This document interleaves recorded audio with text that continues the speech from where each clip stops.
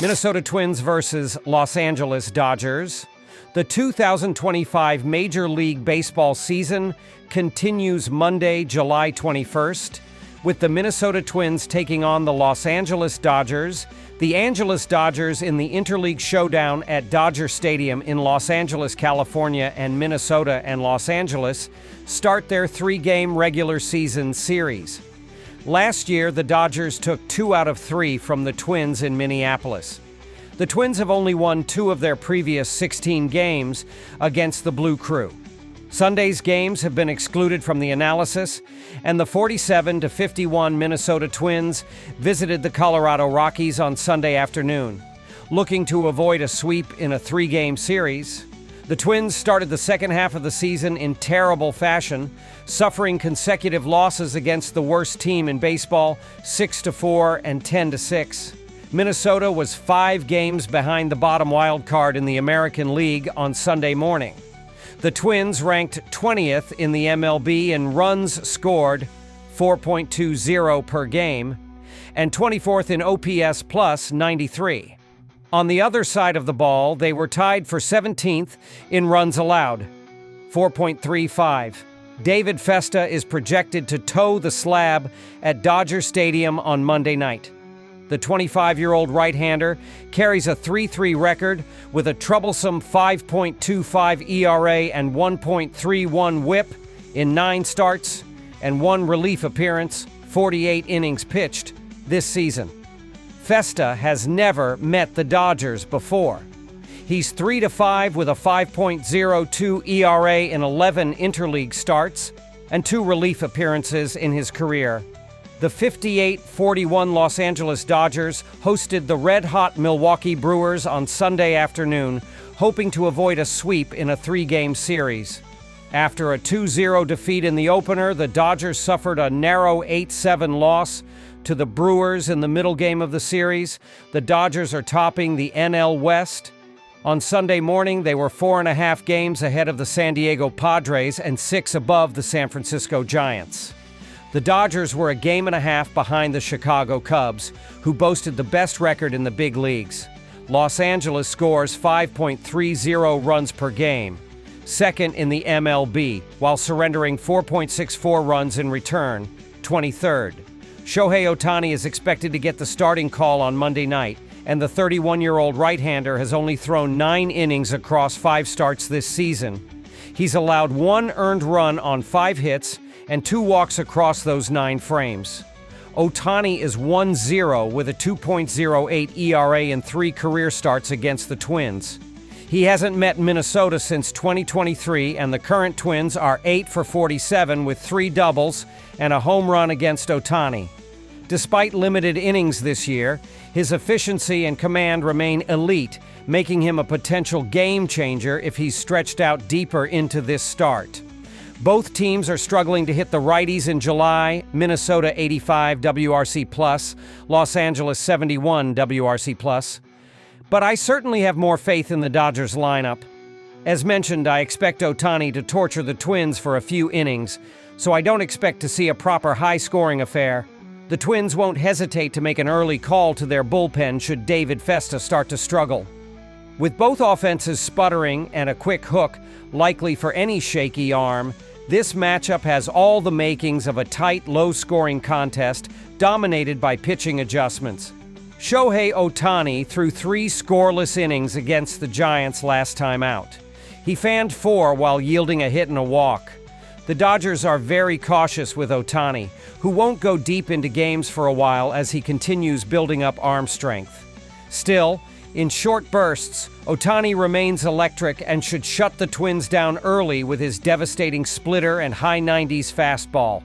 However, the Dodgers will have to lean heavily on their bullpen to close things out, which brings uncertainty. Their pen holds a 5.25 ERA, 5.09 FIP, and 1.40 WHIP in July, and they've struggled to hold late leads in recent matchups. In contrast, the Twins' bullpen has been far more reliable, compiling a 3.63 ERA, 3.32 FIP, and 1.37 WHIP so far this month. That edge could prove crucial in the later innings.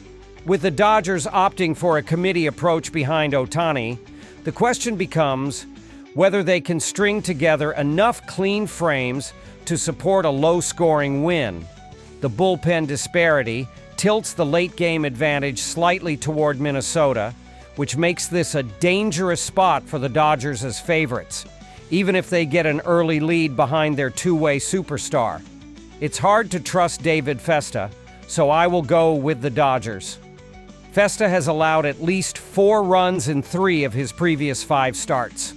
During that stretch, Festa has accounted for a 5.68 ERA, and I think he'll struggle to keep the Dodgers quiet. Los Angeles has one of the most disciplined and dangerous lineups in baseball, and with Festa's recent command issues and inability to escape jams, this could get out of hand early. After analyzing both teams, my pick for this match is Los Angeles Dodgers minus 1.5. Drop your thoughts and predictions in the comments box. Boston Red Sox versus Philadelphia Phillies. On Monday, the Boston Red Sox will battle the Philadelphia Phillies at Citizens Bank Park, and Boston and Philadelphia played a 3-game set in June. The Red Sox won 2 matchups, and the series is tied 5-5 over the last 10 meetings. The over was 5-3-2 in those games. Boston, 54-47 SU, 50-51 RL, and 48-51 OU, dropped 2 of 3 games versus Chicago NL in its previous series. The Red Sox are 8-2 in their last 10 games. The under went 5-4-1. Boston is turning to righty Walker Buehler on Monday against Philadelphia. In his last outing, the 30-year-old surrendered 3 runs and 5 hits in 6 innings versus Tampa Bay. He is 6-6 with a 6.12 ERA and 1.56 WHIP in 16 starts this season, including 3-4 with an 8.66 ERA and 2.04 WHIP on the road, 8 starts. The Red Sox are a surprising postseason contender. Most figured that the ball club's season was over when management decided to trade star slugger Rafael Devers to San Francisco in mid-June. But the team is 16-11 since then, the 5th best record in MLB. Philly is starting right-hander Zach Wheeler on Monday against Boston. In his last appearance, the 35-year-old allowed 4 runs and 6 hits in 6 innings versus San Diego, but still showed solid command and recorded 7 strikeouts in the outing. He is 9-3 with a 2.36 ERA and 0.86 WHIP in 19 starts this season, including a dominant 6-1 record with a 1.91 ERA and 0.73 WHIP in 10 starts at home, where he's been nearly untouchable. Wheeler continues to anchor the Phillies' rotation with his elite velocity, pitch sequencing, and ability to work deep into games. Opponents are hitting just .189 against him this season, and his walk rate remains among the lowest in the league. With Philly needing to hold off a surging Mets squad in the NL East, Wheeler's presence on the mound gives them a major advantage in the series opener. Philly is starting right-hander Zach Wheeler on Monday against Boston. In his last appearance, the 35-year-old allowed 4 runs and 6 hits in 6 innings versus San Diego, but still showed solid command and recorded 7 strikeouts in the outing. He is 9-3 with a 2.36 ERA and 0.86 WHIP in 19 starts this season, including a dominant 6-1 record with a 1.91 ERA and 0.73 WHIP in 10 starts at home, where he's been nearly untouchable. Wheeler continues to anchor the Phillies' rotation with his elite velocity, pitch sequencing, and ability to work deep into games. Opponents are hitting just .189 against him this season, and his walk rate remains among the lowest in the league. With Philly needing to hold off a surging Mets squad in the NL East, Wheeler's presence on the mound gives them a major advantage in the series opener. Philadelphia was dominant in May 1990, showcasing elite pitching and timely hitting that propelled them to the top of the division. However, they've been an average ball club since then, 2020, struggling with inconsistency in both the rotation and lineup. Philly is still atop the NL East, but only a half-game lead separates them from second-place New York, and that slim margin has put added pressure on each series moving forward. The Phillies have shown flashes of returning to form, but injuries and cold streaks have made it difficult to sustain momentum. The two teams will likely be in for a back-and-forth race for the remainder of the regular season, with every head-to-head matchup and divisional series carrying postseason implications. With both clubs capable of making a run, the NL East could come down to the final week of play. Philadelphia hits 273/349/439/789 at home, scoring 5.2 runs per game, showcasing one of the most productive and balanced home lineups in the National League. Buehler is in for a challenge, especially after the Phillies lost a winnable series against the Angels, and will be eager to rebound with a statement performance. Their top of the order is clicking, and even the bottom half has shown timely hitting in recent games. Boston, meanwhile, can also put runs on the scoreboard with their mix of speed and power. While they may struggle through the first 6 or so innings against Wheeler's precision and pitch sequencing, the Red Sox have consistently excelled in late-game scenarios. If they can get into the Philly bullpen early enough, they can do some damage. The home team's relief unit is unreliable, ranking 23rd in ERA, 4.30, with 44 home runs allowed, a number that could come into play against Boston's right-handed bats. Boston has shown a lot of grit and determination this year, frequently coming back from early deficits. It won't surprise me if they battle back on Monday once Wheeler exits, especially if they force extended at-bats and wear him down by the 5th or 6th inning. After analyzing both teams, my pick for this match is Phillies cover run line. Drop your thoughts and predictions in the comments box. San Francisco Giants versus Atlanta Braves. The San Francisco Giants, 52-48, 44-56 RL, 46-52 2OU, and the Atlanta Braves, 43-55, 42-56 RL, 0-3782 OU, 42-56 OU begin a 3-game series on Monday evening, and the Giants are opting with Hayden Birdsong. The Braves will counter with Bryce Elder.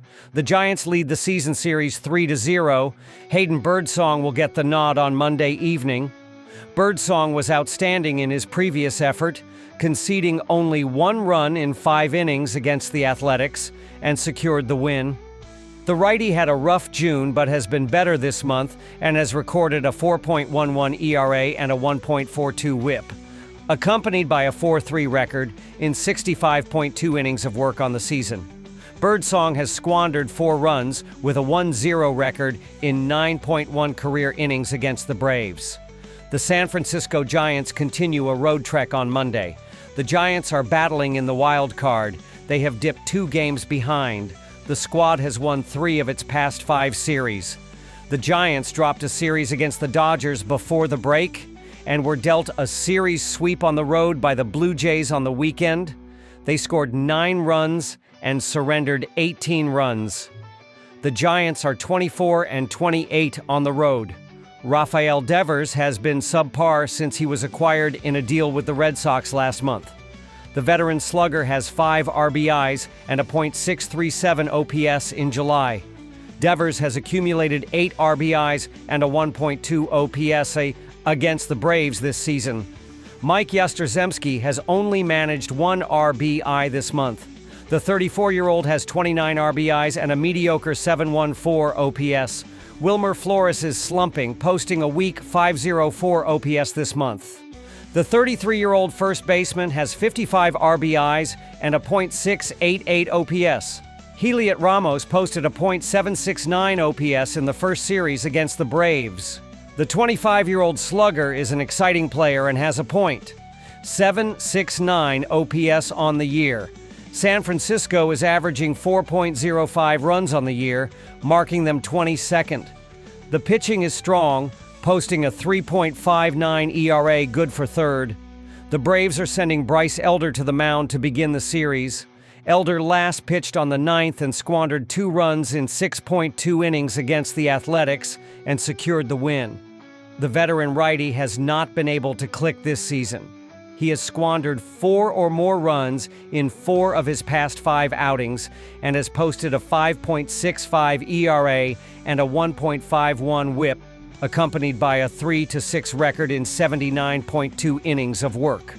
Elder has contained the Giants, keeping them to just 1 run in 8.1 career innings. The Atlanta Braves were expected to be contenders, but find themselves 9.5 games out of a wild-card spot. They have been decimated by injuries to the pitching staff and have not been able to generate runs with consistency. The Braves won a series versus the Cardinals last week and dropped 2 of 3 home clashes against the Yankees this week, yielding 19 runs. They stand at 25-24 at home. The Braves need more from their veteran hitters. Ozzie Albies has subpar numbers this season. The veteran second baseman has 38 RBIs. Matt Olson had a big series against the Giants in May, amassing 5 RBIs. The 31-year-old first baseman has netted 64 RBIs and a strong .836 OPS. Marcell Ozuna has 1 RBI against the Giants this season. The veteran DH has knocked in 42 runs. Sean Murphy has recorded 11 RBIs in July. The veteran catcher is having a big season, bashing 16 home runs with 38 RBIs. Atlanta is scoring an average of 4.15 runs on the year, rating them 21st. The pitching is decent, reporting a 3.95 ERA, positioning them 16th. I expect this one to go under. The Giants kept Atlanta to only 9 runs in the first series last month. Birdsong has been competitive on the road, holding his opponent to 3 or fewer runs in 5 consecutive road outings. In addition, San Francisco has cooled down at the plate. They have scored 3 or fewer runs in 4 of their last 5 games. Elder was sharp in his recent start, yielding only 2 runs in 6.2 innings pitched. The Braves' pitching has been decent at home. They have conceded 4 or fewer runs in 4 of their past 6 home games. The under is 4-2 in the Giants' past 6 road meetings against the Braves. The San Francisco Giants have been inconsistent the past few weeks. The Giants are struggling to win, dropping 5 consecutive games. The pitching has been exposed, surrendering 25 runs in their last 5 games. The Atlanta Braves are swinging hot bats, scoring 29 runs in their past 5 games. Furthermore, Giants pitcher Hayden Birdsong is a pitcher Atlanta should hit. He only pitched 4.2 innings against the Braves last month. Birdsong has been shaky, squandering 15 runs in his past 17.1 innings pitched, and he struggled to finish off hitters consistently. The Giants have lost in 4 of his past 5 starts. Braves pitcher Bryce Elder has thrived against the Giants in his career, holding them to only 1 run in 8.1 innings. After analyzing both teams, my pick for this match is Atlanta Braves ML. Drop your thoughts and predictions in the comments box. St. Louis Cardinals versus Colorado Rockies. The St. Louis Cardinals have been favored on the money line in 45 games this season, compiling a 25-20 record in those matchups. They've been especially strong when listed with odds of -144 or shorter, going 10-2, and winning 83.3% of those games.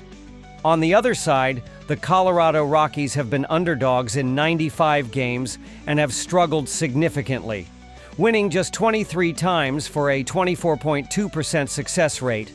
Their record drops further to 2068 when they're listed as underdogs of +121 or longer. In terms of totals, the Cardinals have played in 99 games with a posted over-under, with the total going over in 53 of those contests, 53 to 42 to 4. Meanwhile, the Rockies have also appeared in 99 games with a betting total, and the over has hit in 40 of them, indicating a tendency toward lower scoring outcomes despite their frequent underdog status. The St. Louis Cardinals rank 13th in Major League Baseball in scoring, averaging 4.5 runs per game, with a total of 451 runs this season. Their power numbers have been modest, sitting 21st in the league with 99 home runs. However, they've maintained a solid .251 team batting average, good for 11th in the majors, and have done a good job of avoiding strikeouts, averaging just 7.8 per game, the 6th lowest rate in baseball. On the pitching side, the Cardinals have struggled, with their staff averaging only 7.4 strikeouts per 9 innings, the 2nd worst mark in MLB. They also hold a 4.19 team ERA, which ranks 22nd among all major league clubs, indicating that while the offense has been relatively efficient, pitching remains a clear area of concern. McGreevy will make his first start of the season for the Saints, Louis Cardinals, looking to make a strong impression in his debut. Offensively, Brendan Donovan has been a consistent contributor, batting .291 with 8 home runs and 37 RBIs. Alec Burleson leads the team with 12 home runs and also holds the highest batting average on the roster at .293, providing both power and consistency at the plate. Nolan Arenado has tallied 79 hits so far this season, with a .299 on-base percentage and a .381 slugging percentage. Meanwhile, Mason Wynn has posted a .264 batting average, along with a .322 OBP and a .383 slugging percentage, adding steady production to the Cardinals lineup and continuing to show promise in his first full MLB season. The Colorado Rockies have struggled offensively and on the mound this season, ranking among the lowest in several key statistical categories. They are 28th in the league in total runs scored, managing just 353 runs, an average of 3.6 per game, highlighting their inability to produce consistently, especially with runners in scoring position. Their power numbers are also lacking, with 96 home runs, ranking 23rd in Major League Baseball. The team is batting just .233 overall, placing them 25th in the league, and they've had significant issues with plate discipline, averaging a league-worst 9.7 strikeouts per game, often failing to extend at-bats or make productive outs. On the pitching side, the Rockies have been even more troubled, posting a league-low 6.8 strikeouts per 9 innings and holding the worst team ERA in baseball at .557. Opposing hitters have capitalized on their lack of swing and miss stuff, and the bullpen has been especially unreliable late in games. These struggles on both sides of the ball have made it a difficult season for Colorado, and unless major changes are made, the outlook remains bleak for the remainder of the year. The Rockies will send Austin Gomber, 0-3, to the mound for his 7th start of the season as he continues to search for his first win. Gomber has shown flashes of potential but continues to struggle with consistency and command, contributing to his inflated ERA and lack of run support. Offensively, Hunter Goodman has been the standout performer, leading the team in home runs, 18, RBIs, 55, and batting average, .279, emerging as a key piece in the middle of the order. Jordan Beck has also been a strong contributor, hitting .275 with 18 doubles, 5 triples, 11 home runs, and 23 walks. Showcasing a balanced blend of gap power and plate discipline, Mickey Moniak adds further depth to the lineup, batting .267 with 11 doubles, 6 triples, 14 home runs, and 16 walks, giving the Rockies some much-needed production near the top of the order.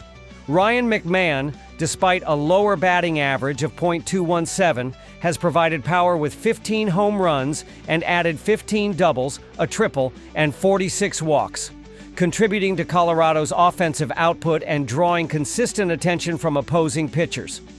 The Rockies lineup, while inconsistent at times, has enough firepower to support Gomber if they can string together quality at-bats and capitalize with runners in scoring position. After analyzing both teams, my pick for this match is total under 11.5 runs. Drop your thoughts and predictions in the comments box.